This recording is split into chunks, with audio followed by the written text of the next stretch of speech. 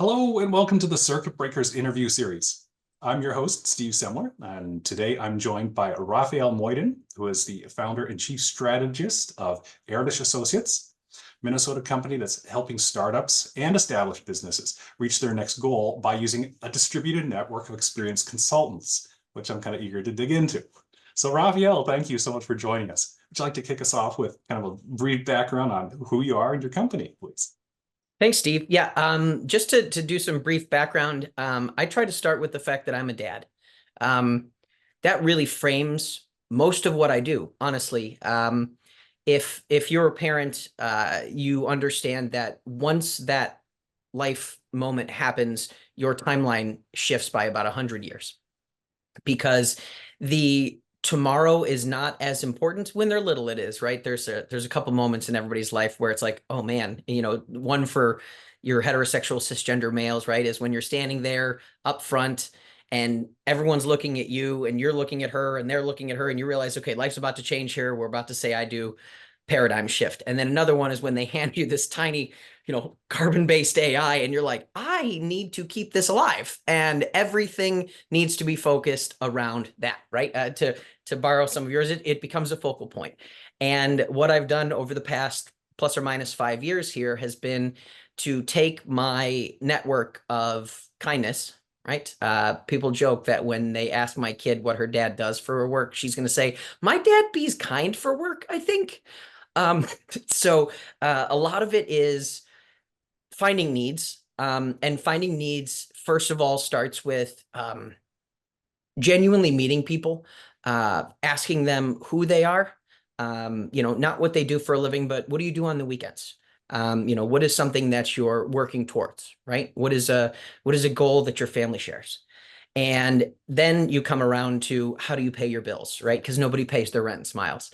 And when you can find some common ground there and ask really important questions, there's a guy, his name is Ernesto Ceroli. He has some phenomenal TED Talks, and he's helped start more businesses than probably anybody alive on the planet today, in the tens of thousands, really, all over the world. And he has a pretty basic framework of we ask people what they need, and then we shut up. And it's amazing when you ask the right questions and people realize that you respect them and you're there to partner with them, to meet them where they are, not necessarily to help them, because I think there's some ego that we need to check at the door, thinking that we can help everybody. But if we can have genuine conversations, right, there's a lot more of finding out where a need may be that we can fill, whether it's through ourselves or, as I like to say, it might not be this meeting, but it could be the next. And then I access people that I know might be able to help you move further down the line with whatever it is you're trying to accomplish. Yeah, well, neat. And so what inspired you to start it as a business? I really noticed a lot of people who were working in hyper specific industries, whether that was AI, blockchain, something as specific as oil and gas, right? Upstream drilling and exploration, the restaurant, the food industry. They were really segmented, and they only knew people who knew the people that they knew. A lot of times a resource that you need is just outside of that network. It's the second node, right? If you Fibonacci out from the center. And I realized that over the years, I've been working since I was 12 years old. So I have maintained contact with a lot of people. And in the industries that I was in and the places that I worked, I was really global. From Dubai, I lived in Japan in college. I work with people in Eastern Europe. There was a lot of different connections that I had that were really experts in their domain. And when they were hyper focused, heads down working on a project, a lot of times I would see something that would be very similar or adjacent to what they were doing. And my question would be, have you ever connected with so-and-so? Or I have someone who I think is working on something similar. And for me to ask if this is like this, it gave me a dialectic to summarize really complicated things to make it basic for me. Because I always tell people I'm not really smart, but I'm super curious. And that forces me to be able to learn at a level where Peter Lynch used to say, right, draw it with a crayon. And Mhm. if I can distill things down to real basics, I can help you figure out what the next piece is for your basic. And then I can find somebody who's probably better at that and bring them in and say, hey, you should connect with them. And I realized that there was where value is created, value should flow. So for me, I realized that if you could be a middleware and connect people, because there was so many people that were relying on technology to sort of either if you build it, they will come, or if you post it, they will see. We went away from sort of cold calling or reaching out to new people or going to places, right? Post pandemic, nobody was going anywhere and meeting people. I was still doing some of this where I was allowed and in safe ways. And by being in the places, right? By being and recognizing where my feet were, I could see what was available at arm's length. And then when I was in another place, I could see what was available at arm's length too, and then try to braid those things together. Yeah, and you just mentioned, know where your feet are. Yeah. Same about that. Yeah. So when my daughter was born, I live in a townhouse, and so we have multiple. It's a 3-story row house, right? And there's a lot of stairs. At our previous house, there was 2 switchbacks. So there was like 6 things of stairs, and everybody's like, "Well, you're going to need to get baby gates." And I was like, "I do not want 6 baby gates in my house. Like, absolutely not. We're going to teach this kid how to do stairs because eventually she will be big enough that she'll have to do stairs. We're just going to learn early, right?" So it started with strong hands, strong feet, right? So when you're climbing, if you have strong hands and strong feet, 3 points of contact, you can't fall. So it was strong hands, strong feet. And then I sort of went into this philosophical lean. My Telegram handle is Blocklosifer. So people like the way that I look at things because I try to take a philosophical look at everything that I'm dealing with because there's some first principles in there. So Mhm. the strong hands, strong feet changed into a mantra of where are my feet? Can I be kind? Do the next right thing, breathing the whole time. We can always go 2 steps. And from that, there's a lot of real basic premises of you can handle whatever it is if you know where your feet are, right? If my feet are not beneath me, I realize I'm on my back and I need to get up. If I know where my feet are, I can duck and keep my head down. If I know where my feet are, I can pivot 360 degrees in the next step. But if I don't know where I'm at and I don't acknowledge the neither good nor bad, but sort of the basics of it is what it is, right? That sort of equanimity of just existing and being, I can face anything because I realize that I heard it said one time the difference between a victim and a hero is their stance. And a lot of that has to do with 2 drowning people can't help each other. But if one person is set or stable, if you're falling over and you're tripping and we're both tripping, there's nothing I can do. But if I am stable, I can catch you. That to me has really framed a lot of what I've done in business. It's like, okay, where are you at right now? Not where do you want to be? Not where were you? Where is your business currently? Does that require a pivot? Does that require some pause? Does that require taking a breath and reevaluating? And if you can do that and you can start with that, you can really take a breath, and that's the only way to calm yourself enough to have some clarity to make good decisions. And especially in business, a decision that's not reactionary.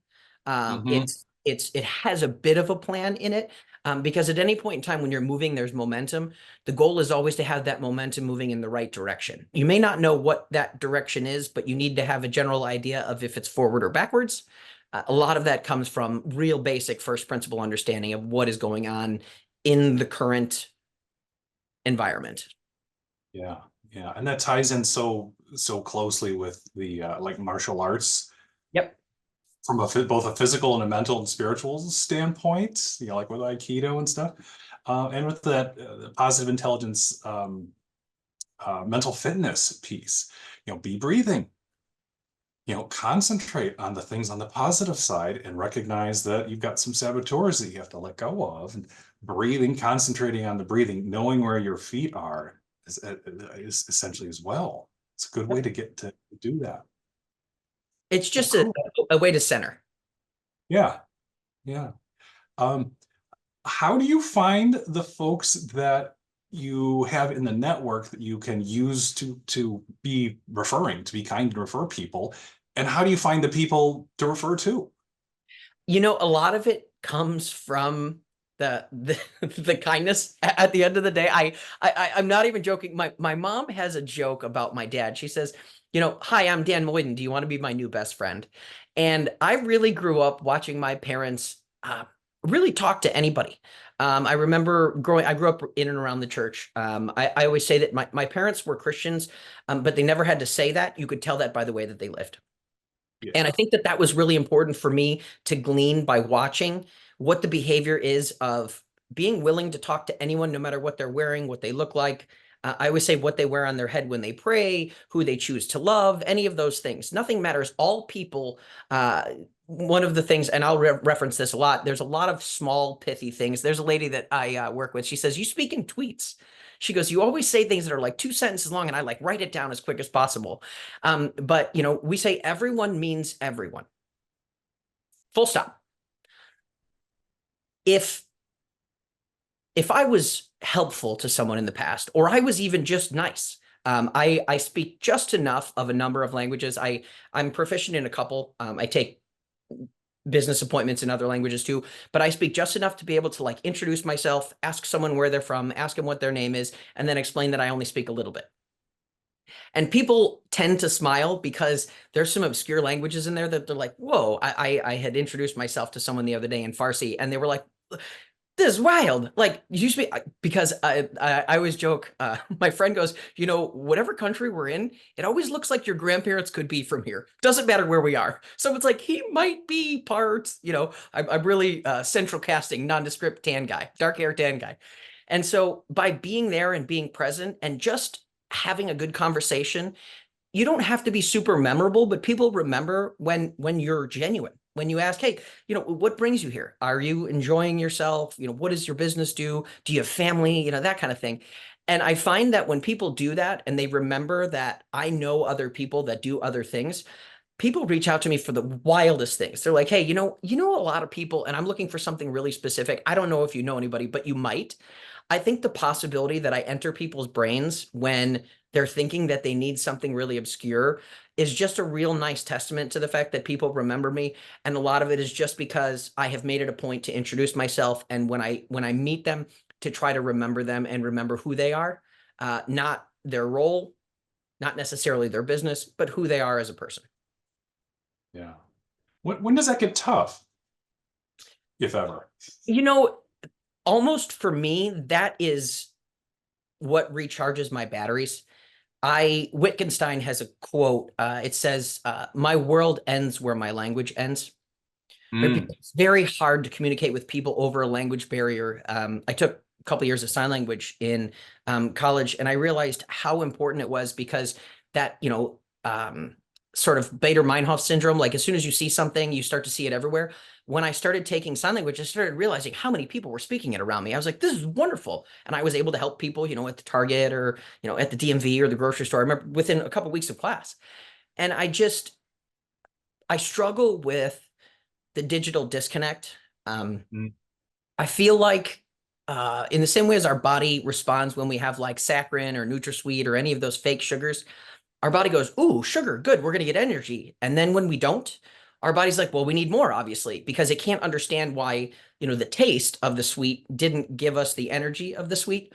I think what's happening is people are seeing things happen around them, and they're seeing people around them have kids or go through a divorce or lose a parent or get a new house or go on vacation.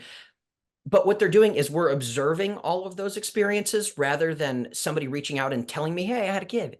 I always tell my friends, they're like, "Did you see my?" I'm like, "If it's a post, I didn't see it. I did not." I said, "If you just text me, right? I'm a millennial, right? I'm in my 40s.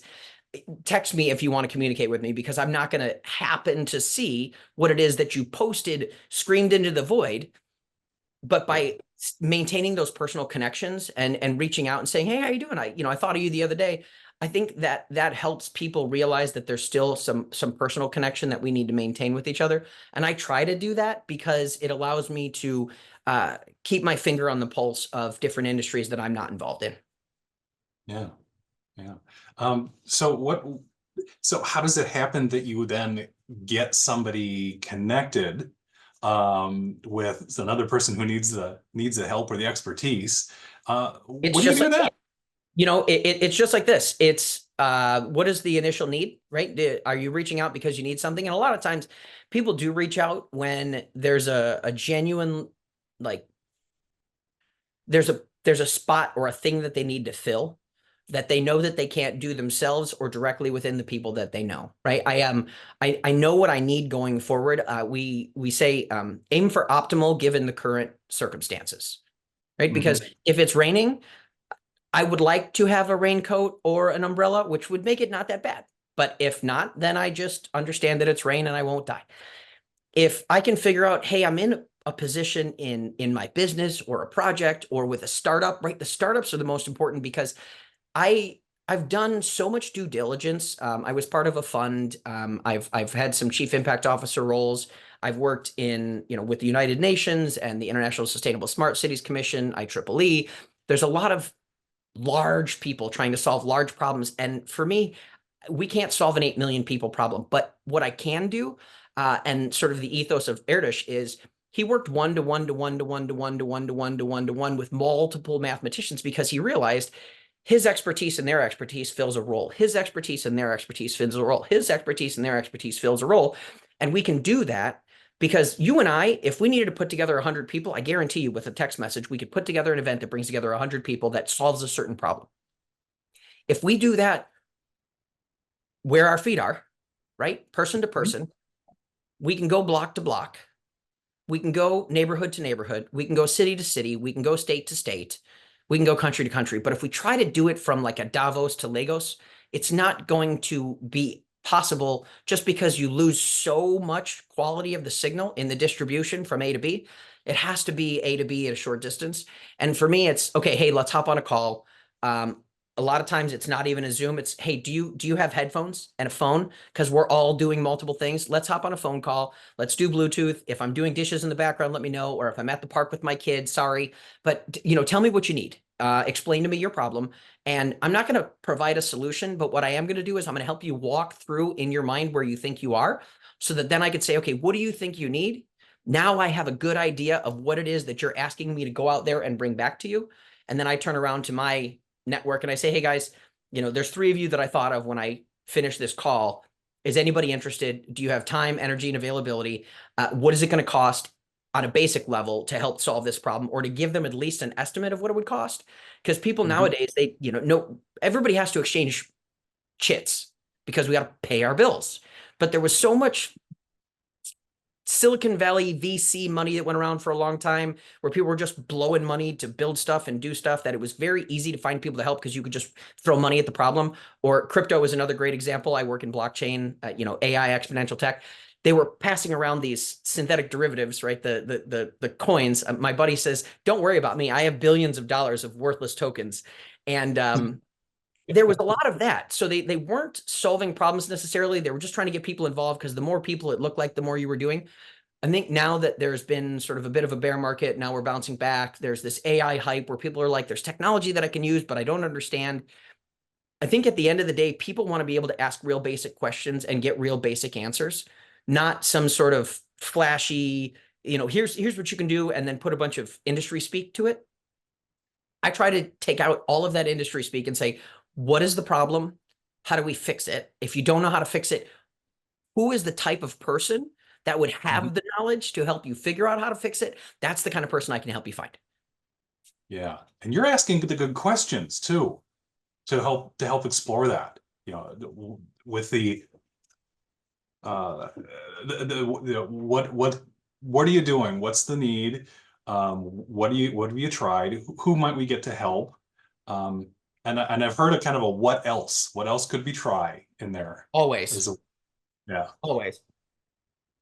I have a friend who he and I have been friends for 25 plus years at this point, and he struggled in his business over a number of years, and he's always succeeded. He's such an incredibly resilient dude, and he never gives himself enough credit. So if you're listening, you know who you are. But he calls me when he's like, hey, I'm tired of wallowing. I'm tired of saying why this is happening or all this other stuff. He goes, I want to get to the point where what do we do next? And that's what I call you for. Because you help me talk about what do we do next? Because I just ask questions like, look, man, that sucks. And you should feel what you feel. and you're entitled to those feelings. But don't feel them too much. I tell my daughter one time I gave her the wrong color spoon. I tell the story. She's just so mad when she's older and hear me and like podcasts and stuff. Be like, Dad, what the jack? I go, Mija, the wrong color spoon, that doesn't make the list of things that we cry about. Emotions are like money, and we only have so much because they require energy, and we only spend them on things that are valuable. The wrong color spoon is not something that we cry about, right? I'm not telling her not to be upset, and I understand, and I'm trying to get her to, but we also don't pick up rocks to say that they're heavy. Yeah.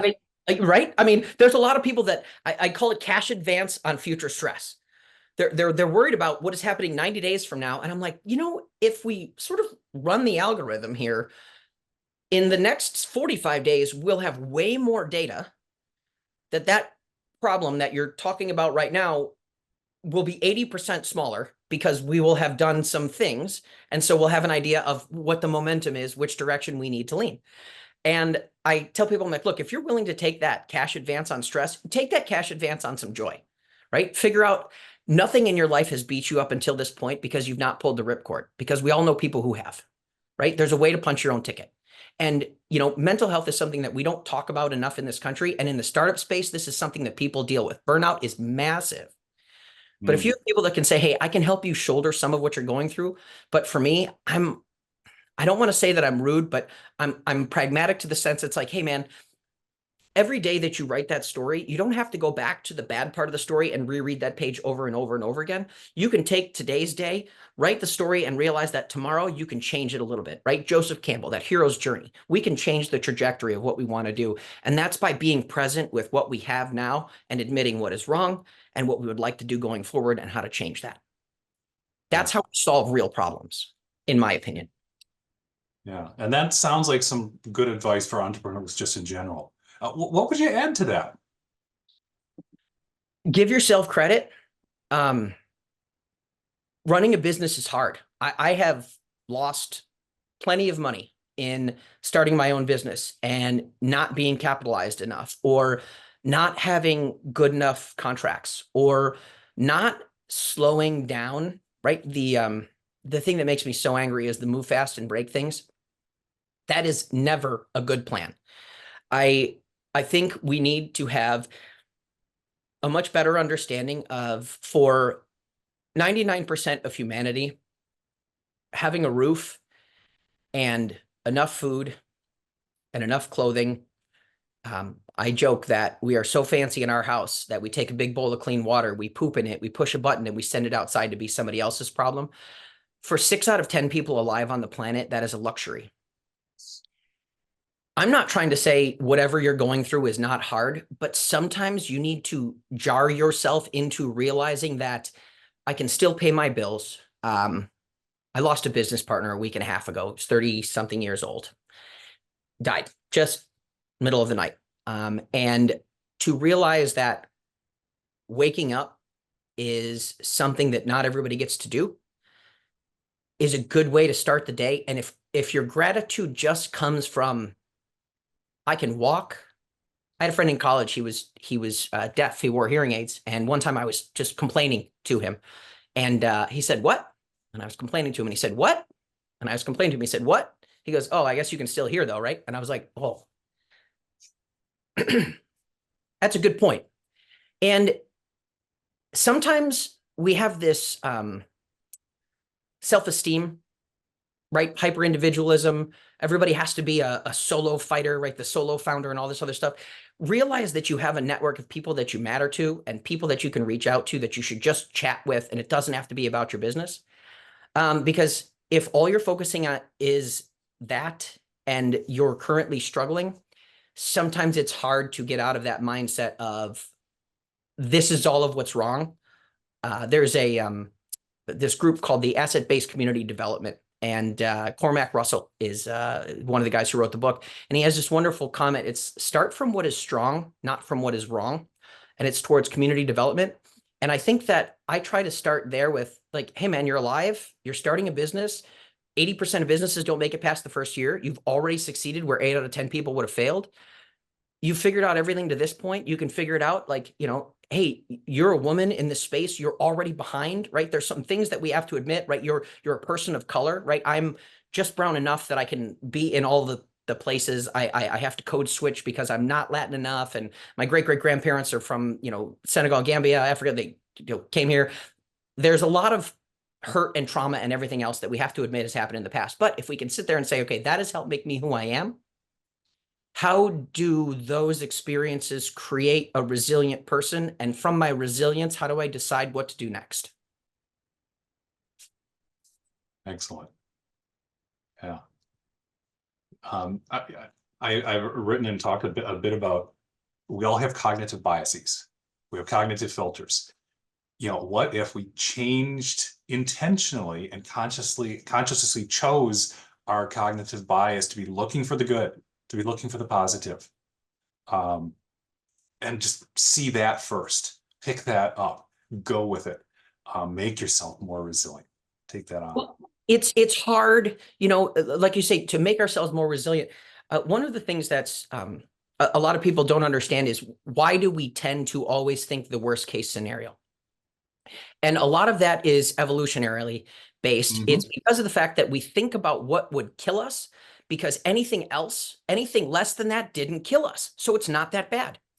So we think about, right, what is the worst possible thing that can happen? Because that is the worst possible thing that can happen. Anything less than that is not that bad. If you start there, but you're able to walk yourself back from the edge, right? My kid always, I will say the beginning of some of our sayings, and I'll let her finish them. And it says, we always say, always go close to the edge, never stay at the edge. And if you can walk to the edge and recognize that you're there and things are hard, and you've got your cognitive dissonance going on, and you're focusing on certain things, and then you can say, wait, okay, how do I frame this slightly differently than where I am? David Bloom, I believe, is the guy who wrote the book. Yeah, Against Empathy, right? Empathy is very expensive because it causes us to take on what other people are feeling, as opposed to compassion, which is something that we can manufacture because we can try to come towards somebody rather than carrying the weight with them. I think we need to have compassion for ourselves rather than being our worst critics, because I always joke that I would never let someone speak to anyone the way that I speak to myself inside of my mind. Yeah. Yeah. And that's probably that's probably a real good point. You've got to have the compassion for yourself, for others in the same kind of token. Okay.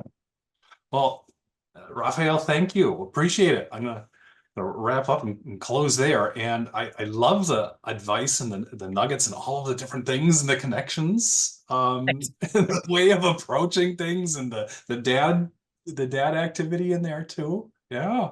So thank you very much. Appreciate the time.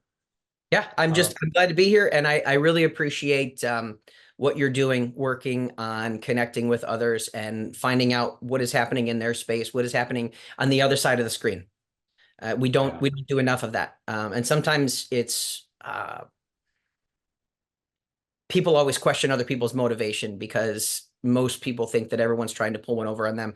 I think that that's a false truth that we've been fed to try to divide us and keep us separate, because at the end of the day, I say any of the problems that we have are not struggles against an other. There's really a class struggle, right? It's the haves and the have-nots.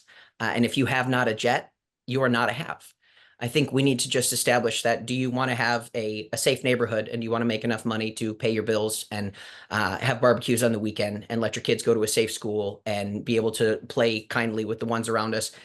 I think everybody should just have a little bit more kindness in their life. And if we can start from there, everything, including business, is a bit easier. Awesome. Yeah. Okay. So to those watching, when you're faced with the challenges and the choices, remember what Rafael is saying here. Take a look at it from that particular point of view. Be flexible, walk to the edge, but then take a step back as you need to. As always, I'm Steve Semler, FocalPoint Business Coaching, helping techies and others be great leaders. I'm here to help make people successful and help leaders be successful. So I like it when people succeed. So look forward to seeing you in our next episode. Thank you much.